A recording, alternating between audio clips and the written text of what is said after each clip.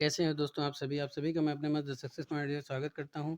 उम्मीद करता हूं कि आप सब पढ़ रहे होंगे। बिल्कुल पढ़ते रहिए, मेहनत करते रहिए, अपने लक्ष्य को हासिल करिए और ज़्यादा से ज़्यादा प्रैक्टिस सेट लगाइए। जैसा कि आप जानते हैं कि भारतीय अर्थव्यवस्था पे हमारा अध्ययन चल रहा है। 250 क्वेश्चनों तक हमारा अध्ययन चल चुका है। आज 251वां क्वेश्चन से हम लोग देखेंगे। और शुरू करने से पहले गुजारिश है कि इस वीडियो को ज़्यादा से ज़्यादा लोगों तक पहुँचाएँ, ज़्यादा से ज़्यादा शेयर करें। वीडियो आपको कैसी लगती है कमेंट में ज़रूर बताएँ। तो दोस्तों ये बहुत ही शानदार सेशन होने वाला है, बहुत ही शानदार प्रश्नों के साथ, बहुत शानदार श्रृंखला सुपर प्रैक्टिस के अंतर्गत। चलिए शुरू करते हैं आज का पहला प्रश्न। निम्नलिखित स्रोतों में से किन स्रोतों का प्रयोग कर सरकार राजकोषीय घाटे का वित्तीयन कर सकती है? पहला है निवल घरेलू ऋण, विदेश से प्राप्त ऋण, आरबीआई से प्राप्त ऋण। बताइए इन तीनों को कूट के आधार पर आपको सही बताना है कि कौन सा सही है। बताइए कौन सा सही है। बात समझा रही है दोस्तों? कौन सा सही है आपको ये बताना है। निम्नलिखित स्रोतों में से किन स्रोतों का प्रयोग करके सरकार राजकोषीय घाटे का वित्तीयन कर सकती है, ये बताना है। ठीक है, तो सरकार जो है वो राजकोषीय घाटे का वित्तीयन कर सकती है। कैसे कर सकती है? तो निवल घरेलू ऋण के आधार पर भी, विदेश से प्राप्त ऋण के आधार पर और आरबीआई से प्राप्त ऋण के आधार में। तो 1 2 3 हो जाएगा ये। तो 1 2 3 कौन सा ऑप्शन हो जाएगा दोस्तों? तो ये ऑप्शन हो जाएगा डी। तो डी आपका क्या हो जाएगा? करेक्ट आंसर हो जाएगा। आगे चलते हैं। आयात प्रतिस्थापन विधि का अर्थ क्या है? यानी आयात प्रतिस्थापन नीति का जो अर्थ है वो क्या है? एक ऐसे देश से वस्तुओं का आयात करना जिससे वैश्विक अर्थव्यवस्था में तुलनात्मक लाभ प्राप्त हो। प्राथमिक उत्पादों के आयात को प्रतिस्थापित करने के लिए विनिर्मित उत्पादों का आयात करना।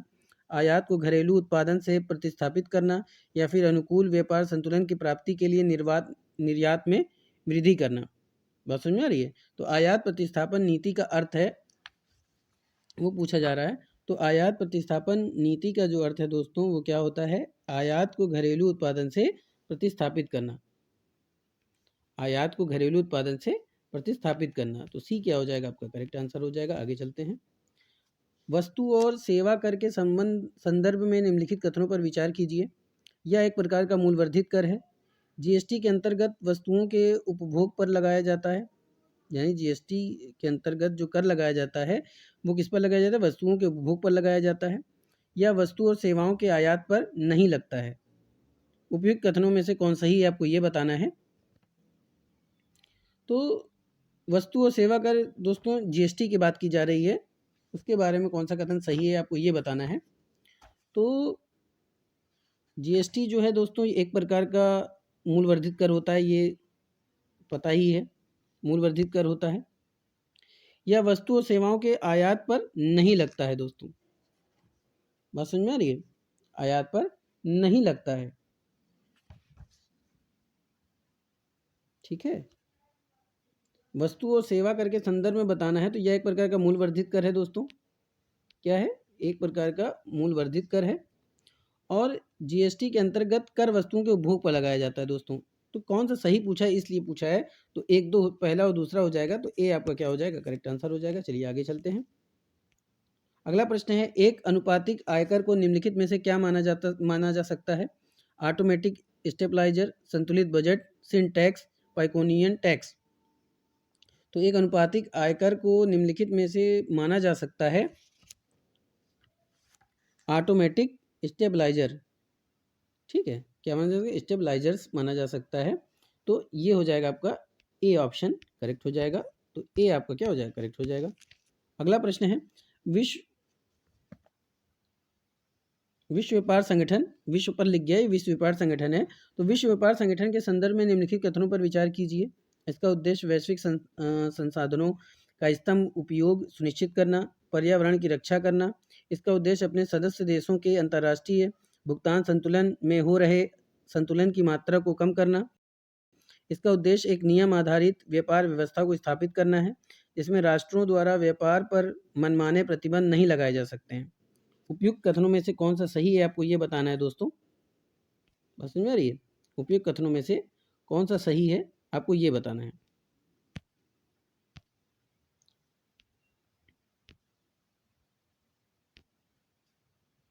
तो उपयुक्त कथनों में जो सही है वो आपको बताना है। तो क्या हो जाएगा ये हो जाएगा दोस्तों, इसका उद्देश्य जो है वैश्विक संसाधनों के स्तंभ उपयोग सुनिश्चित करना और पर्यावरण की रक्षा करना है। बिल्कुल सही है। इसका उद्देश्य एक नियम आधारित व्यापार व्यवस्था को स्थापित करना जिसमें राष्ट्रों द्वारा व्यापार पर मनमाने प्रतिबंध नहीं लगाए जा सकते। तो पहला और तीसरा, तो पहला तीसरा कहाँ पे, बी पे, तो बी आपका क्या हो जाएगा दोस्तों, करेक्ट आंसर हो जाएगा। आगे चलते हैं, चलिए आगे चलते हैं। रियल इस्टेट इन्वेस्टमेंट ट्रस्ट के संदर्भ में निम्नलिखित कथनों पर विचार कीजिए। या म्यूचुअल फंड जैसे संस्थान होते हैं जो रियल इस्टेट क्षेत्र में निवेश को सुगम बनाते हैं, या भारतीय प्रतिभूति और विनिमय बोर्ड द्वारा विनियमित किए जाते हैं। तो दोनों में से कौन सा कथन आपका सही है या दोनों सही है, आपको ये बताने हैं। बस समझ में आ रही है, कौन से सही है आपको ये बताना है। तो ये दोनों ही सही हैं, क्योंकि यह म्यूचुअल फंड जैसे संस्थान होते हैं जो रियल इस्टेट क्षेत्र में निवेश को सुगम मानते हैं, या भारतीय प्रतिभूति और विनिमय बोर्ड द्वारा नियमित किए जाते हैं। तो ये दोनों ही सही हो जाएगा दोस्तों। तो क्या हो जाएगा आपका सी आंसर, क्या हो जाएगा, करेक्ट आंसर हो जाएगा। आगे चलते हैं। राष्ट्रीय आय लेख हेतु निम्नलिखित विधियों में से कौन सी विधि का उपयोग नहीं किया जाता है।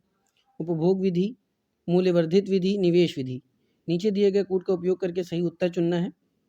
तो राष्ट्रीय आय लेख के लिए निम्नलिखित विधियों में से कौन सी विधि है जो प्रयोग में नहीं लाया जाता है, उसको देखना है। तो एक तो है उपभोग विधि नहीं इस्तेमाल करते हम लोग, किसका इस्तेमाल नहीं करते हैं, उपभोग विधि।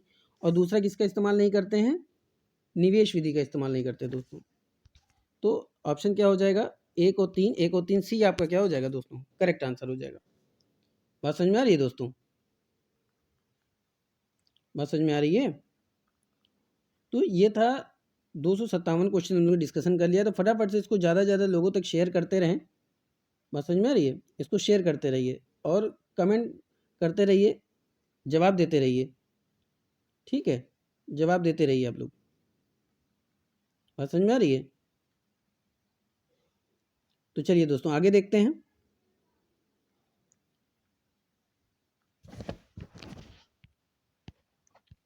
राष्ट्रीय कृषि बाजार के संदर्भ में निम्नलिखित कथनों पर विचार कीजिए।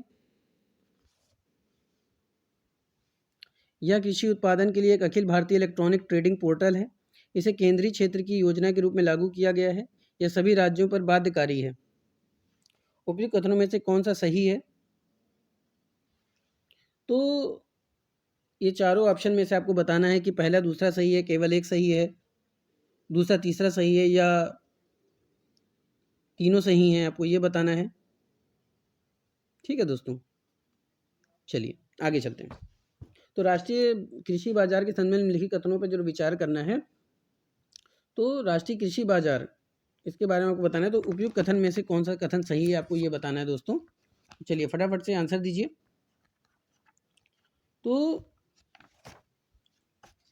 आपका यह कृषि उत्पादन के लिए एक Akhil Bharatiya electronic trading portal है, सही है।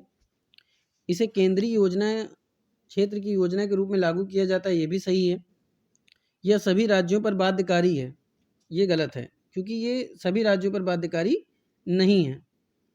ठीक है दोस्तों, क्योंकि इसमें शामिल होना राज्य की इच्छा पर निर्भर है, या मौजूदा एपीएमसी को समाप्त करने की कोशिश नहीं करता, बल्कि कृषि वस्तुओं के लिए एक एकीकृत राष्ट्रीय बाजार निर्माण हेतु मौजूदा कृषि उत्पाद बाजार समितियों और अन्य बाजार स्थलों का नेटवर्क बनाने पर यह जोर देता है। ठीक है दोस्तों, तो इसमें कौन सा कथन सही है, आपको ये बताना था। तो कथन कौन सा सही हो जाएगा आपका, पहला दूसरा। तो पहला दूसरा कौन सा ऑप्शन है दोस्तों, ए पे है, तो ए आपका क्या हो जाएगा, करेक्ट आंसर हो जाएगा। आगे चलते हैं। फिएट मनी के संबंध में निम्नलिखित कथनों पर विचार करना है। इसका स्वयं का आंतरिक मूल्य नहीं है, किसी भी लेन देन के भुगतान हेतु या देश के किसी भी नागरिक द्वारा स्वीकार नहीं किया जा सकता। उपयुक्त कथन में से कौन सा सही है। केवल पहला सही है, केवल दूसरा सही है, पहला दूसरा दोनों सही है, इनमें से कोई नहीं। बात समझ में आ रही है, कौन सा सही है। तो इसका स्वयं का आंतरिक मूल्य नहीं है, बिल्कुल सही है, ये बिल्कुल सही है। किसी भी लेन देन के भुगतान हेतु या देश के किसी भी नागरिक द्वारा स्वीकार नहीं किया जा सकता, ये भी सही है। तो ऑप्शन क्या हो जाएगा? सी। तो सी आपका क्या हो जाएगा दोस्तों? करेक्ट आंसर हो जाएगा। आगे चलते हैं। निम्नलिखित में से कौन सा व्यापार संतुलन का घातक है? घातक नहीं दोस्तों, ये घटक होगा। ठीक है, ये घटक होगा, इसको ठीक कर लीजिए, घटक होगा। ठीक है, चलिए। वस्तुओं का व्यापार, सेवाओं का व्यापार, निवल स्थानांतरण, केवल पहला सही है, केवल पहला दूसरा सही है, दूसरा तीसरा सही है, पहला दूसरा तीनों सही है। बात समझ में आ रही है दोस्तों? तो निम्नलिखित में कौन सा जो व्यापार संतुलन का घटक है वो कौन सा हो जाएगा दोस्तों? केवल पहला। तो ए आपका क्या हो जाएगा? करेक्ट आंसर हो जाएगा, क्योंकि ये वस्तुओं, ठीक है दोस्तों, ये क्या है कि ये वस्तुओं का व्यापार है। ठीक है, तो ए आपका क्या हो जाएगा दोस्तों? करेक्ट आंसर हो जाएगा। चलिए आगे चलते हैं। निम्नलिखित में से कौन सा टैरिफ और नॉन टैरिफ बैरियर्स की सबसे अच्छी व्याख्या करता है? टैरिफ आयात और निर्यात पर लगने वाला कर है, जबकि नॉन टैरिफ वस्तुओं को मुक्त परिवहन है। टैरिफ आयात निर्यात पर लगने वाला एक सामान्य प्रतिबंध है, जबकि नॉन टैरिफ सूचीबद्ध वस्तुओं और सेवाओं पर लगने वाला कर है। टैरिफ आयात निर्यात पर लगने वाला कर है, जबकि नॉन टैरिफ व्यापार पर लगने वाले गैर कर प्रतिबंधों का एक स्वरूप है। टैरिफ देश के आंतरिक व्यापार के लिए, जबकि नॉन टैरिफ अंतर्राष्ट्रीय व्यापार के लिए दोस्तों। ठीक है, तो टैरिफ की बात हो रही है, तो ये आपका हो जाएगा टैरिफ आयात निर्यात पर लगने वाला कर है, जबकि नॉन टैरिफ व्यापार पर लगने वाला गैर कर प्रतिबंधों का एक स्वरूप है। तो दोस्तों सी आपका क्या हो जाएगा? करेक्ट आंसर हो जाएगा। बस समझ में आ रही है? सी आपका क्या हो जाएगा? फटाफट सी को आंसर लगाते हैं हम लोग। सी क्या हो जाएगा आपका? सी आपका करेक्ट आंसर हो जाएगा। चलिए आगे चलते हैं। निम्नलिखित कारकों में से किन कारकों ने भारत में नौकरियों की आउटसोर्सिंग में वृद्धि की है? संचार के तीव्र साधनों में हुई वृद्धि ने, भारत में कुशल श्रम शक्तियों की उपलब्धता ने, भारत में कर्मचारियों की कम श्रमिक दर ने। बात समझ में आ रही है? आउटसोर्सिंग के बाद में जो वृद्धि की गई है भारत में नौकरियों की, उसके बारे में पूछा जा रहा है। तो भारत में के तीव्र संसाधनों में हुई वृद्धि की वजह से भी, भारत में कुशल श्रम शक्तियों की उपलब्धता ने भी, भारत में कर्मचारियों की कम पारिश्रमिक दर ने भी, ये तीनों वजह से नौकरियों की आउटसोर्सिंग में वृद्धि हुई है। तो आंसर क्या हो जाएगा आपका? 1 2 3। तो 1 2 3 कहाँ पे? डी। तो डी आपका क्या हो जाएगा? करेक्ट आंसर हो जाएगा। चलिए आगे चलते हैं। प्रभावी राजस्व घाटा क्या है?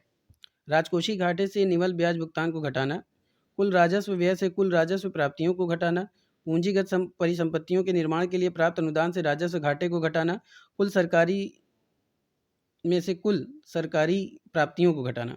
बात समझ में आ रही है दोस्तों? घटाना है, ठीक है। कुल सरकारी व्यय में से कुल सरकारी प्राप्तियों को घटाना, यहाँ पे व्यय होगा दोस्तों। तो ये जो आंसर हो जाएगा प्रभावी राजस्व घाटा, ठीक है, प्रभावी राजस्व घाटा। ठीक है, तो प्रभावी राजस्व घाटा जो हो जाएगा वो पूंजीगत परिसंपत्तियों के निर्माण के लिए प्राप्त अनुदान से राजस्व घाटे को घटाने से प्राप्त होता है। तो सी आपका क्या हो जाएगा? करेक्ट आंसर हो जाएगा। चलिए आगे चलते हैं। औद्योगिक नीति प्रस्ताव 1956 के संदर्भ में निम्नलिखित कथनों पर विचार करना है। यह नीति पहली पंचवर्षीय योजना की आधारशिला बनी। पिछड़े क्षेत्रों में उद्योग की बढ़ावा देने के लिए इन नीतियों का प्रयोग किया गया। इस नीति ने किसी भी उद्योग में निजी क्षेत्र के प्रवेश पर रोक लगा दी। तो उपयुक्त कथनों में से कौन सा सही है? आइए देखते हैं। तो यह नीति पहली पंचवर्षीय योजना की आधारशिला बनी दोस्तों, ये गलत है। ठीक है, क्योंकि ये आपका गलत हो जाएगा, क्योंकि औद्योगिक नीति 1956 अर्थव्यवस्था में कमांडिंग हार्ट्स को नियंत्रित करने के लिए राज्य के लक्ष्य के अनुसार 1956 का औद्योगिक नीति संकल्प अपनाया गया था। ठीक है, आपका पहला गलत हो गया। पिछड़े क्षेत्रों में उद्योग को बढ़ावा देने के लिए नीतियों का प्रयोग किया गया, ये आपका सही है दोस्तों, दूसरा आपका सही है। इस नीति ने किसी भी उद्योग में निजी क्षेत्र के प्रवेश पर रोक लगा दी, जी नहीं, रोक नहीं लगाई थी, ये गलत है। तो क्या हो जाएगा? केवल 2। तो बी आपका क्या हो जाएगा? करेक्ट आंसर हो जाएगा। आगे चलते हैं। निम्नलिखित में से कौन सा कथन ग्रीन जीडीपी के संबंध में सही है? यह पर्यावरणीय क्षति के समायोजन के बाद जीडीपी के लिए प्रयुक्त किया जाने वाला शब्द है। या पारिस्थितिकी तंत्र में ग्रीन हाउस प्रभाव की वृद्धि को नियंत्रित करने का एक तरीका है। यह जीडीपी का हिस्सा है जो वनीकरण संबंधी प्रयासों के लिए प्रयुक्त किया जाता है। यह जीडीपी के रूप में जैव विविधता के नुकसान के आर्थिक परिणाम की गणना करता है। ठीक है, तो आपको ये बताना है। तो ग्रीन जीडीपी के संदर्भ में जो सही है वो क्या है दोस्तों, कि यह पर्यावरणीय क्षति के समायोजन के बाद जीडीपी के लिए प्रयुक्त किया जाने वाला शब्द है। तो ये हो जाएगा आपका ए। तो ए आपका क्या हो जाएगा, करेक्ट आंसर हो जाएगा। चलिए आगे चलते हैं। मूल्य स्थिरीकरण, ठीक है। मूल्य स्थिरीकरण दोस्तों ये गलत टाइप हो जाता है, उसके लिए मैं आपसे माफ़ी चाहता हूँ। मूल्य स्थिरीकरण कोष के बारे में निम्नलिखित कथनों पर विचार कीजिए। यह केवल शीघ्र नष्ट होने वाली कृषि और बागवानी वस्तुओं की खरीद के लिए प्रयुक्त किया जाता है। इसे न्यूनतम समर्थन मूल्य के एक भाग के रूप में घोषित किया गया है। तो अगर हम बात करते हैं तो ग्रीन जीडीपी का उपयोग आमतौर पर पंचवर्षीय क्षति के समायोजन के बाद जीडीपी को व्यक्त करने के लिए प्रयोग किया गया है। पहला आपका गलत हो गया। इसे न्यूनतम समर्थन मूल्य के एक भाग के रूप में घोषित किया गया है, ये भी आपका गलत है क्योंकि विकास के लिए एक सूचकांक है। ठीक है दोस्तों, जिसकी गणना देश की पारंपरिक जीडीपी में आर्थिक विकास के पर्यावरणीय परिणामों को समाविष्ट करने के लिए की जाती है। तो आपका पहला दूसरा दोनों गलत हो गया। तो आपका आंसर क्या हो जाएगा, इनमें से कोई नहीं। तो डी आपका क्या हो जाएगा, करेक्ट आंसर हो जाएगा। आगे चलते हैं। निम्नलिखित में से कौन सा बैंकिंग संस्थान ग्रामीण आबादी को प्रत्येक ऋण प्रदान करता है? वाणिज्यिक बैंक, क्षेत्रीय ग्रामीण बैंक, भूमि विकास बैंक या फिर नाबार्ड। ठीक है दोस्तों, यहाँ से ये हो जाएगा नाबार्ड। तो नीचे दिए गए कूट का सही प्रयोग करना है। ठीक है, तो चलिए आंसर बताते हैं। कौन सा बैंक है जो सबसे ज़्यादा अधिक ऋण देता है? तो ये आपका है वाणिज्यिक बैंक, क्षेत्रीय ग्रामीण बैंक और भूमि विकास बैंक देता है। दोस्तों बात समझ में आ रही है? भूमि विकास बैंक। तो पहला दूसरा तीसरा तीनों सही हैं, तो ये हो जाएगा आपका सी। तो सी आपका क्या हो जाएगा, करेक्ट आंसर हो जाएगा। आगे चलते हैं।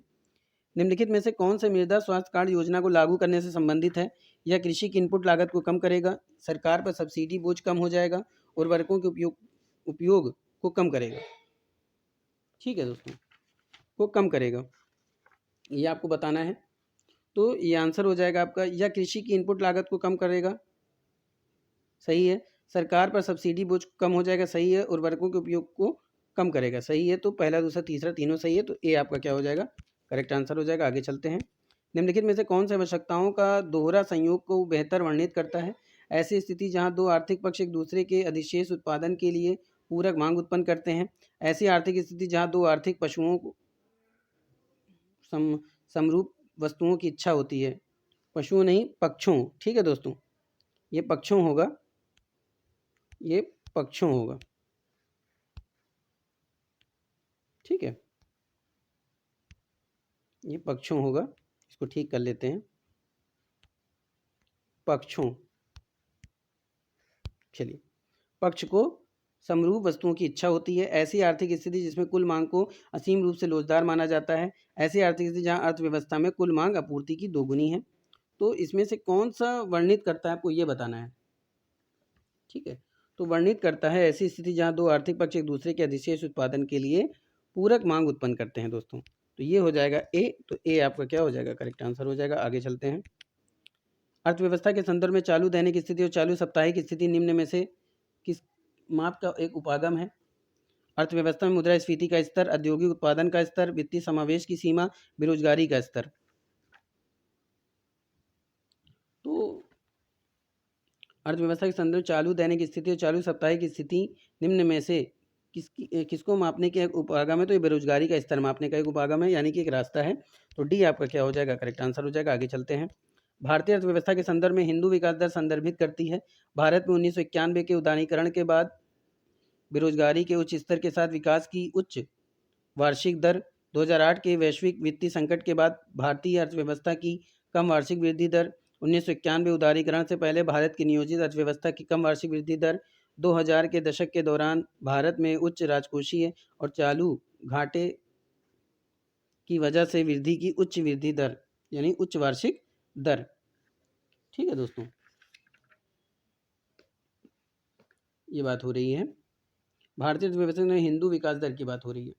ठीक है, तो इसको देखना है। तो ये हो जाएगा 1991 में उदारीकरण से पहले भारत की नियोजित अर्थव्यवस्था की कम वार्षिक वृद्धि दर। तो सी आपका क्या हो जाएगा दोस्तों, करेक्ट आंसर हो जाएगा फॉर दिस क्वेश्चन। आगे चलते हैं। निम्नलिखित में से किन्हें बैंकों द्वारा बैंकिंग करेस्पॉन्डेंट के रूप में नियुक्त किया जाता है? ठीक है, नियुक्त किया जा सकता है।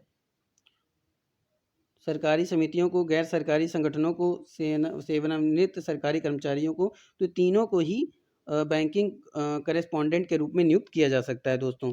तो आंसर क्या हो जाएगा, 1 2 3, तो डी आपका क्या हो जाएगा, करेक्ट आंसर हो जाएगा। आगे चलते हैं। ऋण देने के क्रम में मुद्रा निम्नलिखित द्वारा स्थापित उद्योगों को प्राथमिकता देती है? अनुसूचित जाति, अनुसूचित जनजाति समूह, पहली पीढ़ी के उद्यमी, मौजूद छोटे व्यवसाय। ठीक है, व्यवसाय। तो अगर हम इसकी बात करते हैं तो मुद्रा जो है किसके द्वारा स्थापित उद्योगों को प्राथमिकता देती है? तो अनुसूचित जनजाति, अनुसूचित जनजाति समूह। ठीक है, बात समझ में आ रही है दोस्तों? तो पहला तो सही हो गया, पहली पीढ़ी के उद्यमी, ये भी सही है। मौजूद छोटे व्यवसाय, ये भी सही। तीनों सही है, तो पहला, दूसरा, तीसरा ये आपका हो जाएगा। तो ए आपका क्या हो जाएगा, करेक्ट आंसर हो जाएगा। आगे चलते हैं। आय पद्धति के अनुसार जीडीपी की आकलन में निम्न में से कौन सा कार्य उत्पादन के कारक के रूप में है? श्रम, पूंजी, उद्यमी और भूमि। बात समझ में आ रही दोस्तों? तो आय पद्धति के अनुसार यानी आय विधि जो कारक लागत के आधार पर होती है। कारक लागत क्या होता है? श्रमिक मजदूरी प्लस पूंजी प्लस उद्यमिता प्लस भूमि होती है। वर्तमान बाजार मूल्य पर जीडीपी बराबर क्या होता है? फैक्टर लागत पर जीडीपी प्लस कर सब्सिडीज। ठीक है, तो उस आधार पर क्या हो जाएगा आपका, चारों ही सही हो जाएगा दोस्तों। तो पहला आपका सही हो जाएगा। तो पहला आपका क्या हो जाएगा, करेक्ट आंसर हो जाएगा। तो ये था दोस्तों आज का शानदार महत्वपूर्ण श्रृंखला। उम्मीद करता हूँ कि आप सब को पसंद आया होगा। लंबे क्वेश्चन है इसलिए थोड़ा सा समय लगा। फटाफट से उसको शेयर करें। वीडियो कैसी लगती है कमेंट में ज़रूर बताएं। फिर मिलेंगे आगे प्रश्नों के साथ, तब तक के लिए जय Hind, wish you all the best.